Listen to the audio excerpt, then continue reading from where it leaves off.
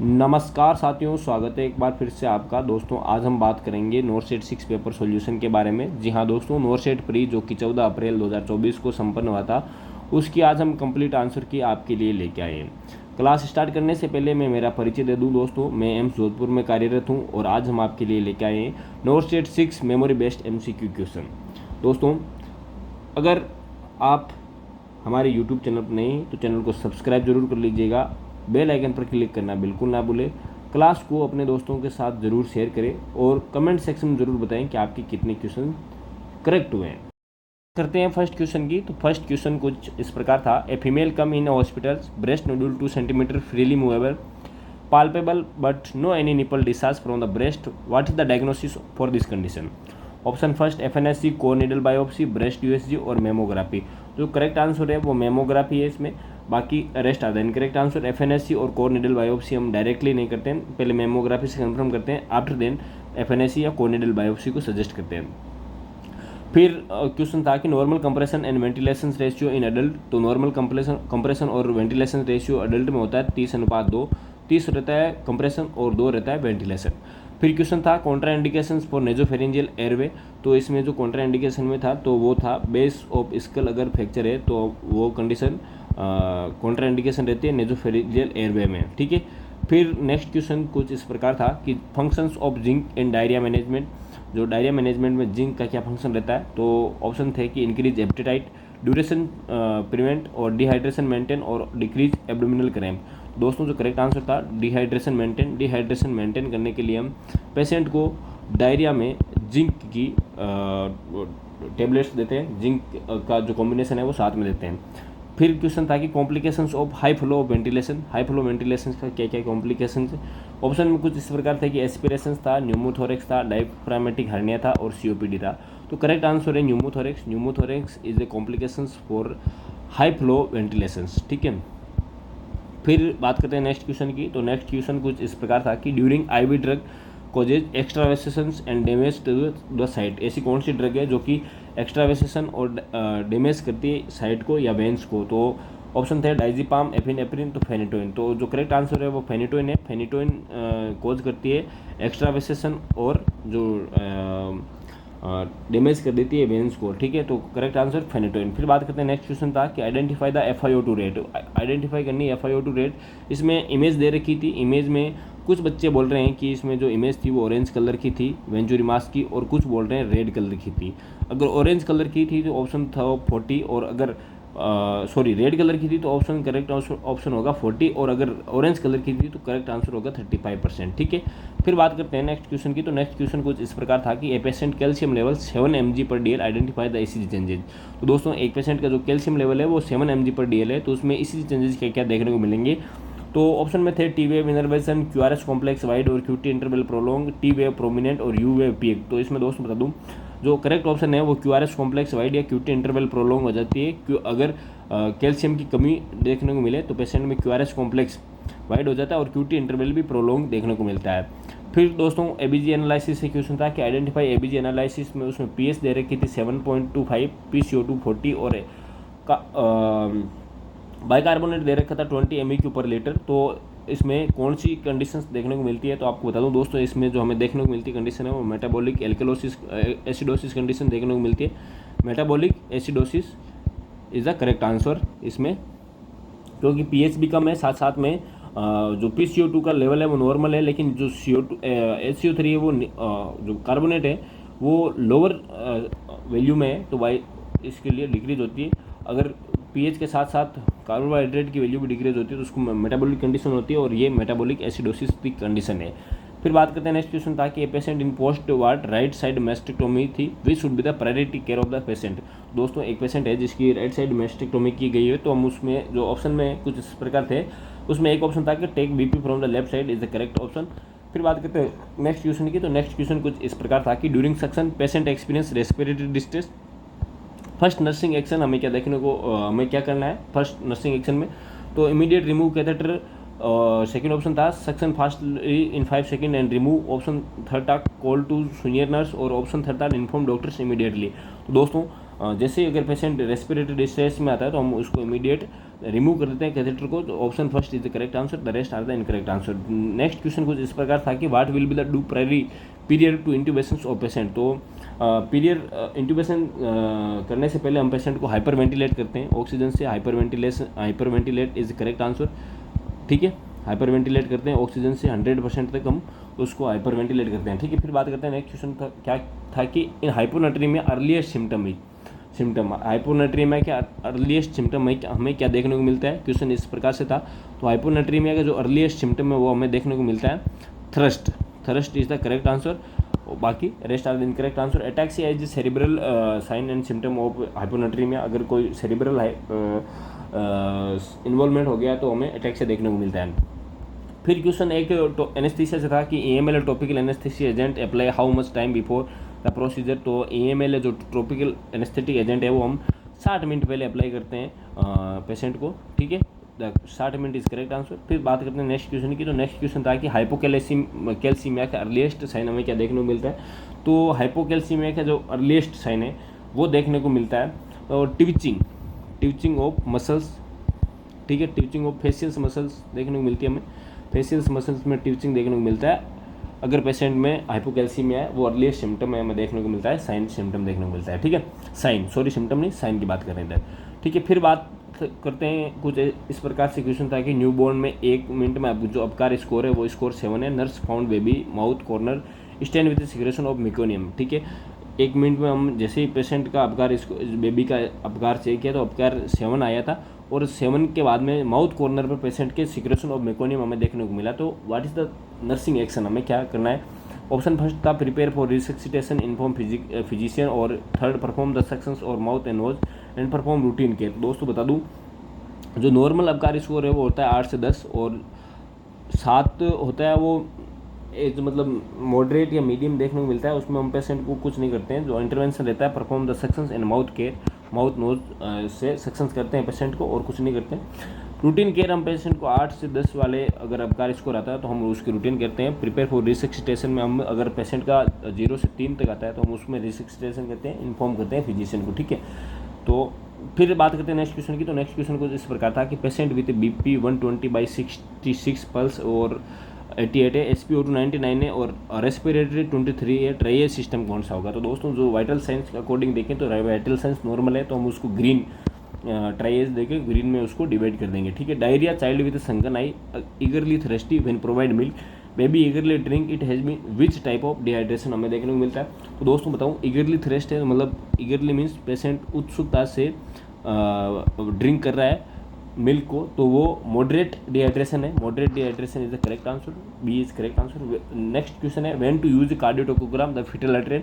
दोस्तों इसमें कार्डियोटोकोग्राफ का कुछ इमेज दे रखी थी जिसमें late deceleration, early deceleration और वेरिएबल डी एक्सेलरेशन ऐसे कुछ ऑप्शन थे। तो इसमें जो करेक्ट आंसर है वो लेट डी एक्सेलरेशन वाला करेक्ट आंसर है, ठीक है।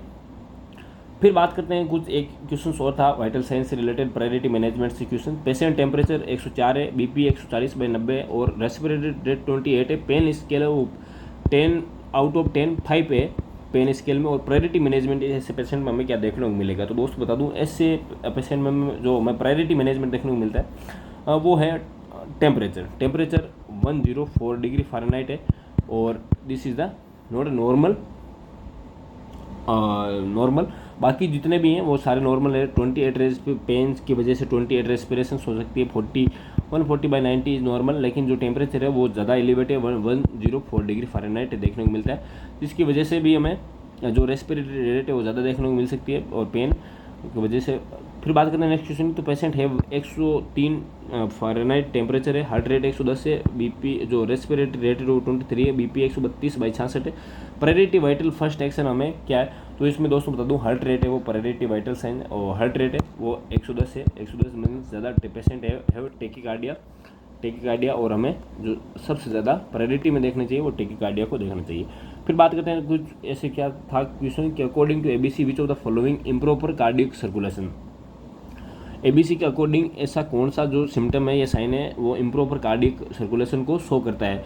तो ऑप्शन थे हाइपोटेंशन, डिमिनिश्ड पल्स, टेकिकार्डिया और increase capillary refill time more than 3 second, ठीक है। तो दोस्तों जो करेक्ट आंसर है वो है increase capillary refill time more than 3 second. अगर पेशेंट का जो कैपिलरी रिफिल टाइम है वो 3 सेकेंड से ज़्यादा अगर हो रहा है तो ये कहीं ना कहीं शो करता है कि पेशेंट का जो सर्कुलेटरी कार्डियक सर्कुलेशन है वो इम्प्रॉपर हो रहा है, और जो सर्कुलेशन है, मेजर सर्कुलेशन है, वो हार्ट हार्ट, किडनी और ब्रेन्स में जा रहा है। ये क्वेश्चंस मैंने मेरी क्लास में बताया था आपको, और एक्सप्लेनेशन भी किया था कि अगर इंक्रीज कैपिलरी रिफिल टाइम बढ़ रहा है तो वो कहीं ना कहीं कार्डियक सर्कुलेशंस को इम्प्रॉपर कार्डियक सर्कुलेशन को शो करता है। तो this questions come from our class. So फिर बात करते हैं नेक्स्ट क्वेश्चन की। तो नेक्स्ट क्वेश्चन है ट्रांसल्यूमिनेशन प्रोसीजर डन विथ। तो दोस्तों ट्रांसल्यूमिनेशन प्रोसीजर है वो हम एंजियोग्राफी में करते हैं, एंजियोग्राफी में ट्रांसल्यूमिनेशन प्रोसीजर करते हैं, ठीक है। 3 year child best complementary feeding में हम उसको दाल वाटर देते हैं, correct answer is dal water. फिर बात करते हैं नेक्स्ट क्वेश्चन की। In 4 mm ET2 what the suction catheter size is use for 10 French की जो कैथेटर साइज है वो हम यूज़ करते हैं। 4 अगर mm ET साइज है तो हम जो कैथेटर की साइज है वो 10 फ्रेंच लेते हैं। Child with hemodynamically stable with CPAP, तो हम उसमें कौन सी फीडिंग करवाते हैं? आईवी फ्लूइड थेरेपी नहीं करवाते हैं क्योंकि पेशेंट हेमोडायनेमिकली स्टेबल है। एनजीटी फीडिंग भी नहीं करवाते हैं, कप फीडिंग भी नहीं कराते हैं। उसमें हम ब्रेस्ट फीडिंग के लिए बोलते हैं, पेशेंट को ब्रेस्ट फीडिंग के लिए एनकरेज करते हैं। The correct answer is breast feeding, ठीक है। फिर बात करते हैं नेक्स्ट क्वेश्चन की। तो नेक्स्ट क्वेश्चन है WHO declare covid public health emergency. तो WHO ने 30 जनवरी 2020 को कोविड-19 को एक पब्लिक हेल्थ इमरजेंसी डिक्लेयर कर दी थी। करेक्ट आंसर इज 30 जनवरी 2020, ठीक है। फिर बात करते हैं नेक्स्ट क्वेश्चन की। तो नेक्स्ट क्वेश्चन था कि QRS कॉम्प्लेक्स टाइम हमें नॉर्मली देखने को मिलता है 0.08 सेकंड से लेकर 0.10 सेकंड तक देखने को मिलता है। और इसमें कुछ बोल रहे हैं बच्चे कि ऑप्शन में 0.12 सेकंड था और कुछ बोल रहे हैं 0.08 सेकंड था। तो दोनों अगर ऑप्शन दोनों ही थे तो ऑप्शन फर्स्ट जो 0.08 सेकंड वाला ऑप्शन है वो करेक्ट आंसर है। और अगर ऑप्शन 0.08 सेकंड नहीं होकर 0.8 सेकंड था तो जो करेक्ट आंसर है वो 0.12 सेकंड वाला होगा, ठीक है। Drug calculation 50 ml in 50 minute, correct the flow rate. हमें ओवर में फ्लो रेट को करेक्ट करना है। तो ओवर में कैलकुलेट करने के लिए 50 ml अगर 15 मिनट में दे रहे हैं तो 1 मिनट में 60 मिनट होती है, तो 50 को हम 4 से गुना कर देंगे, मीन्स 50 × 4 तो 200 ml पर ओवर हो गया, करेक्ट आंसर। फिर बात करते हैं नेक्स्ट क्वेश्चन की। तो डिजाइड डोज है 200 mg पर डील, अवेलेबल डोज है 0.1 ग्राम, करेक्ट डोज फॉर 1 टेबलेट। तो दोस्तों बता दूं जो हमारे पास डिजाइड डोज है 200 mg देनी है किसी पेशेंट को, लेकिन हमारे पास जो 0.1 ग्राम मीन्स 100 mg की टेबलेट है, तो हम उसको कितनी टेबलेट देंगे? तो 2 टेबलेट हम पेशेंट को प्रेस्क्राइब करेंगे। तो करेक्ट आंसर इज 2 टेबलेट, ठीक है। फिर बात करते हैं नेक्स्ट क्वेश्चन था कि 0.5 mg डिजाइड डोज है मॉर्फिन की, और अवेलेबल डोज है हमारे पास 1 mg पर ml में, ठीक है। तो हम उसको कितने देंगे? तो अगर 0.5 mg डिजाइर है, 0.4 mg डिजाइर है, तो हमारे पास 1 mg पर ml है, तो हम उसको 0.4 ml लेंगे। और उसको अगर उसमें डाइल्यूट करें तो 10 ml में डाइल्यूट करें तो उसको हम 4 ml दे देंगे, ठीक है। करेक्ट आंसर इज 0.4 ml अगर प्लेन दे। अगर 10 ml में उसको डाइल्यूट करें, 10 ml में अगर उसको डाइल्यूट करें तो जो करेक्ट आंसर रहेगा वो 4 ml पर 4 ml देखने को मिलेगा, ठीक है। फिर बात करते हैं नेक्स्ट क्वेश्चन की। एक स्टमक पेशेंट है, come emergency complain of wheezing and chest pain की कंप्लेन लेकर आए, तो हम उसको कितने लीटर ऑक्सीजन प्रोवाइड कराते हैं? तो अस्थमा और COPD पेशेंट को आपको पता है कि दोस्तों हम कितने लीटर जाते हैं, इनिशियली 2 लीटर पर मिनट पर हम उसको ऑक्सीजन देते हैं। अगर ज़्यादा ऑक्सीजन देंगे तो वो खुद से ब्रीथ इनिशिएट करना बंद कर देंगे, ठीक है। फिर बात करते हैं नेक्स्ट क्वेश्चन की। तो नेक्स्ट क्वेश्चन था कि एपिकल जो पल्स डेफिशिएट से रिलेटेड क्वेश्चन था कि एपिकल पल्स है वो 80 है और रेडियल पल्स 65 है, ठीक है। तो आइडेंटिफाई द पल्स डेफिशिएट का जो क्वेश्चन जो फॉर्मूला है वो apical pulse minus radical pulse है। एपिकल पल्स 80 है और जो रेडिकल पल्स है वो 65 है, तो इसमें करेक्ट जो माइनस करेंगे तो 15 आ जाएगा। Pulse deficit 15 is the correct answer. फिर बात करते हैं नेक्स्ट क्वेश्चन की। तो क्वेश्चन इस प्रकार किससे था कि according to WHO in labour and guide book what is the management of the second stage, labour का जो मैनेजमेंट है वो क्या देखने को मिलता है? तो उसमें pushing with valve manoeuvre is correct answer, और कुछ इस प्रकार से ही ऑप्शन में था करेक्ट आंसर। तो मतलब जो करेक्ट क्वेश्चन की लैंग्वेज है वो पता नहीं है, लेकिन कुछ जो क्वेश्चंस का जो इंटरफेस था कुछ इस प्रकार से ही था, ठीक है। फिर बात करते हैं नेक्स्ट क्वेश्चन की। तो नेक्स्ट क्वेश्चन था कि patients how having hyper ventilated and CO2 level is below range priority. जो CO2 लेवल है वो पेशेंट का नॉर्मल से कम है और हाइपर वेंटिलेट हो गया पेशेंट को, उसके लिए हम क्या प्रायोरिटी एक्शन एज नर्स क्या रहेगा, तो हम उसको पेपर बैग आएगा, पेपर बैग ब्रीथिंग वेंटिलेशन के लिए बोलते हैं, पेपर बैग ब्रीथिंग वेंटिलेशन करवाते हैं उसमें, जिसकी वजह से जो CO2 का लेवल कम हुआ है वो वापस हो जाए और हाइपर वेंटिलेशन पेशेंट कर रहा है वो करेक्ट हो जाए। ठीक है, फिर बात करते हैं नेक्स्ट क्वेश्चन की। तो which positions given in lumbar puncture, lumbar puncture में हम लेफ्ट लेटरल पोजीशंस प्रोवाइड करवाते हैं पेशेंट को, left lateral position is the correct answer.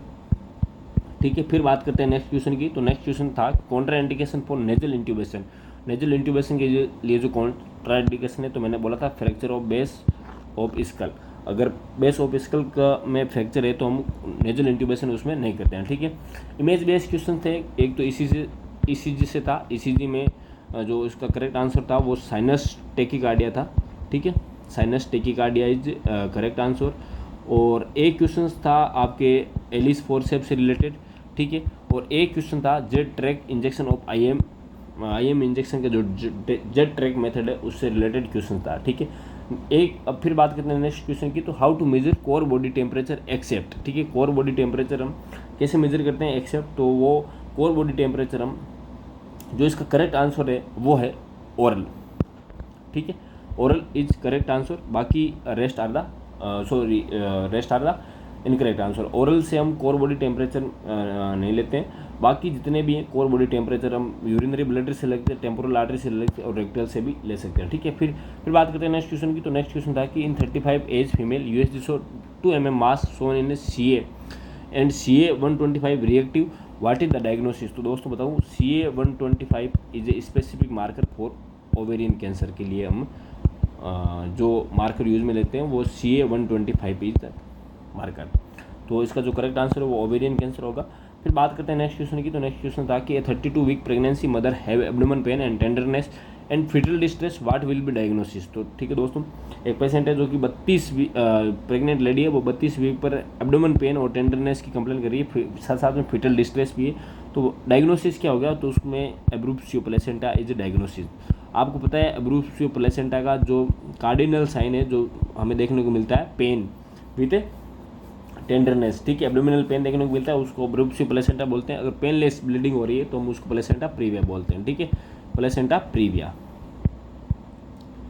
जो इसका जो करेक्ट आंसर है वो एब्रूप्सियो प्लेसेंटा है। फिर बात करते हैं नेक्स्ट क्वेश्चन की। तो 5 ईयर चाइल्ड है, वो drink kerosene accidentally, now what is the priority management. एक जो बच्चा है जो कि एक्सीडेंटली केरोसिन को ड्रिंक कर लिया, पी लिया, अब उसके बाद जो प्रायोरिटी मैनेजमेंट क्या है, उसमें कुछ बच्चे बोल रहे हैं कि इसमें ऑप्शन था मिल्क एंड वाटर ऑफरिंग और कुछ में था कि NPO। तो दोस्तों अगर मिल्क एंड वाटर ऑफरिंग था तो this is the correct answer, अगर NPO था वो भी करेक्ट आंसर है। ठीक है, फिर बात करते हैं नेक्स्ट क्वेश्चन। तो how to tie the ET tube in adult to prevent bed sore. तो दोस्तों ET ट्यूब टाई से रिलेटेड एक क्वेश्चन था कि ET ट्यूब को हम कैसे टाई करते हैं। तो ET ट्यूब को हम चिक टू चिक और अबव द ईयर हम उसको टाई करते हैं, अबव द ईयर। ठीक है, एक साइड से अबव द ईयर और दूसरी साइड से बिलो द ईयर, तो जो करेक्ट आंसर है वो अबव द ईयर है। ठीक है, फिर बात करते हैं नेक्स्ट क्वेश्चन की। तो general sign of sick baby according to IMNCI, इधर सिक बेबी है। ठीक है, सिक बेबी का जो जनरल साइन है वो देखने को मिलता है, वो हमें देखने को मिलता है परसिस्टेंट वॉमिटिंग। ठीक है, persistent vomiting is A correct answer, IMNCI के अकॉर्डिंग पेशेंट डिहाइड्रेट, जो correct answer is persistent vomiting. ठीक है, फिर बात करते हैं नेक्स्ट क्वेश्चन की। तो ए patient in ward sudden cardiac arrest for intubation which method is use. एक पेशेंट है उसमें सडन कार्डियक अरेस्ट हो गया है, तो इंट्यूबेशन में हम कौन सा मेथड यूज में लेते हैं, तो उसमें हम हेड टिल्ट और चिन लिफ्ट वाला मेथड यूज में लेते हैं। हेड टिल्ट और chin lift method is use during intubation of patient. ठीक है, फिर बात करते हैं नेक्स्ट क्वेश्चन की। तो a child with chemotherapy the nurse should teach her mothers following these except. तो उसमें एक्सेप्ट में हम सिज बात ऑप्शन था, तो सिज बात इज करेक्ट आंसर। सिज बात पेशेंट को नहीं करवाते कीमोथेरेपी वाले पेशेंट्स को, बाकी जितने भी ऑप्शन थे वो करेक्ट ऑप्शन थे। ठीक है, ये फिर बात करें दोस्तों, एक क्वेश्चन था furosemide injection administer to patient for which action. तो दोस्तों ये क्वेश्चन भी हमने एक क्लास में कवर किया था कि फ्यूरसेमाइड का जो इंजेक्शन है वो इसका जो इफेक्टिव जो एक्शन है वो क्या देखने को मिलता है। तो फ्यूरसेमाइड मैंने बताया था कि लूप डायूरेटिक है, ये प्रिवेंट एक्सेसिव फ्लूइड वॉल्यूम को प्रिवेंट करती है, साथ साथ में ये यूरिन आउटपुट को भी इंक्रीज कर देती है, इंक्रीज यूरिन आउटपुट। ठीक है, तो ये भी हमारे क्लास से क्वेश्चन आ रखा था। फिर बात करते हैं नेक्स्ट क्वेश्चन की। तो नेक्स्ट क्वेश्चन था कि RTA patients come in emergency by which method और to given to the patient. तो हम दोस्तों अगर पेशेंट RTA का पेशेंट है तो उसको हम जैसे ही पेशेंट इमरजेंसी में आए तो हम उसको सिंपल मास्क के ऑक्सीजन देंगे, ठीक है। फिर धीरे धीरे अगर पेशेंट की ऑक्सीजन की जो डिमांड है वो कम है तो हम फिर उसको नेजल कैनुला पे भी शिफ्ट कर सकते हैं, लेकिन जो सबसे पहले हम आता है तो हम उसको सिंपल मास्क से ही ऑक्सीजनेट करते हैं, ठीक है।